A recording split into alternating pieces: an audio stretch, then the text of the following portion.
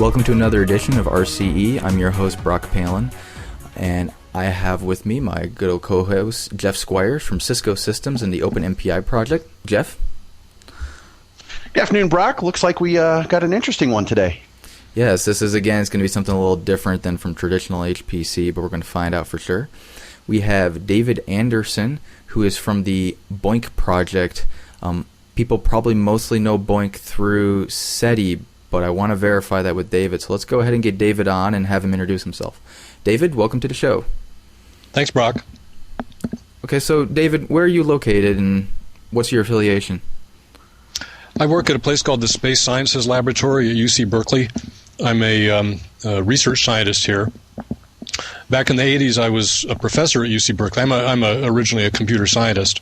So I taught for a while, worked at some startup companies, and then came back to the university in 1998 to start the SETI at Home project and later the Boinc project. So SETI, Boinc kind of has its history beginning with the SETI project? Yeah, it grew out of that. Okay, so SETI, probably should give a quick rundown. A lot of people are familiar with SETI, but that's the search for extraterrestrial intelligence? Yeah, so SETI in general is trying to find life outside Earth. The particular project that we're talking about here is called SETI at Home, and it's an example of what we call a volunteer computing project, where people who own PCs can contribute processing time or disk space or network bandwidth on their PCs to help out a computational science project. SETI at Home was an early example of this, but by no means the first one. Is it still the most popular one that you know of? In terms of number of people participating, it's the most popular. In terms of computing power, actually Folding at Home from Stanford, which is another early project, is the biggest in terms of flops.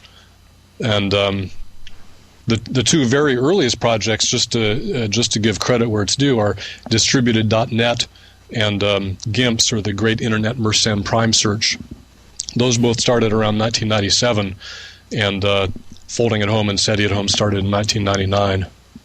Okay, and all those projects basically had their own software stack for managing this volunteer computing, and Boinc is kind of a framework for implementing that. Yeah.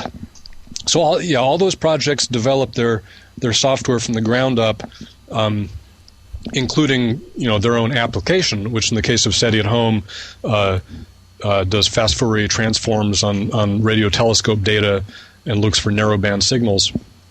In addition, there's this middleware layer that has to do with distributing jobs, collecting the results, verifying that they're right, acting like a screensaver in the client machine and things like that. So after a couple of years of running SETI at Home, I decided that it would be a good idea to develop a general purpose middleware layer so that other scientists could use the same approach to computing. Okay, so literally I could go download Boinc and turn it on my computer, and you said it operates as a screensaver? So like when I'm not using my machine, it's kind of cycle harvesting? Yeah, maybe I should just talk for a little bit about the software, the pieces of software that make up Boinc. It's a middleware system that has kind of two big parts to it. The server side, which is what scientists use to deploy their projects and to manage the distribution of work. And then there's the client part of the software, which is what volunteers run in their computers. The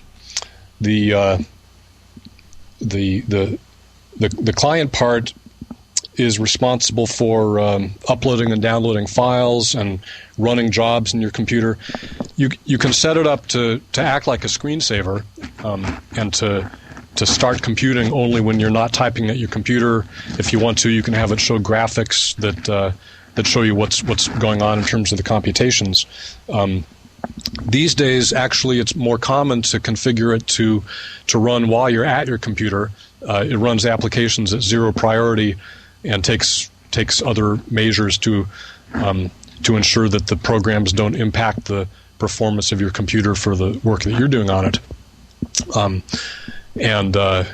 And then to let your computer turn itself off or go into low power mode when you're not using it. So that's the client is very configurable. You can set it up to run all the time or only when you're at your computer or not at your computer.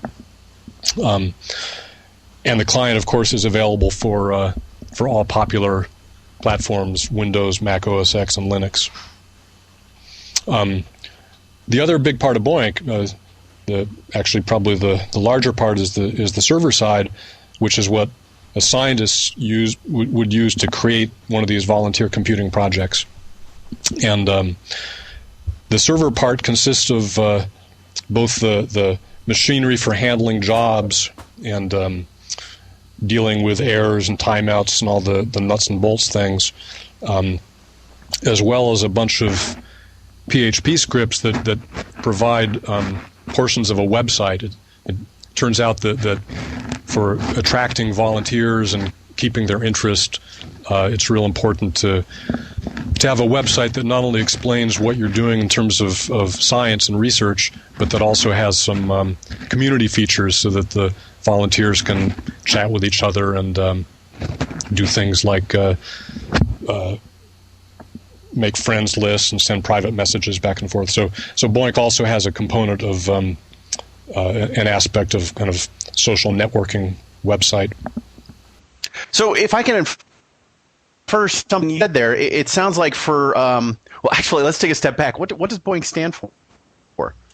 It stands for, Boinc stands for Berkeley Open Infrastructure for Network Computing.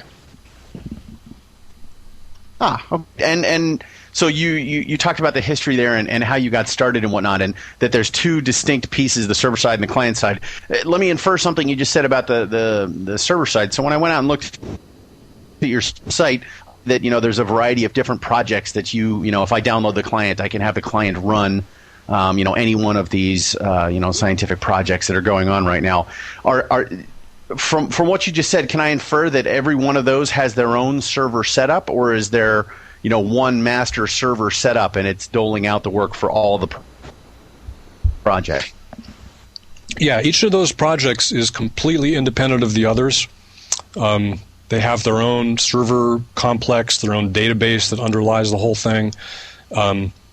There's nothing centralized about Boinc except a website where you can download the software.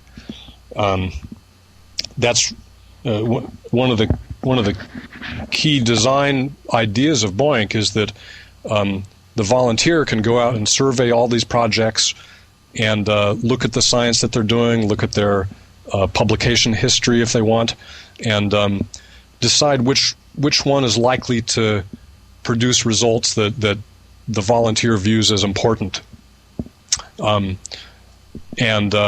You can set up the client so that it participates in more than one project. You can run all of them if you want. The client will kind of cycle around and get jobs first in one project, then another. You can also tell it what fraction of your resources should go to each project. So really, at the largest scale, the goal of Boinc is to create a very dynamic system where there's new projects arising all the time, and volunteers hopefully are keeping track of these new projects, looking at the work they're doing, and reviewing their decisions about how to allocate their resources. So the goal is that is to create a system where the computing power gets channeled to the projects that are doing the best work, the most important work, in the eyes of the general public.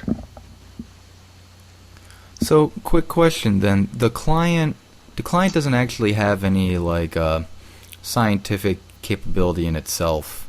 The server distributes the application down to the client. Also, say I've got a Boinc project set up, but I need to use GROMACS to run my MD calculation. When I download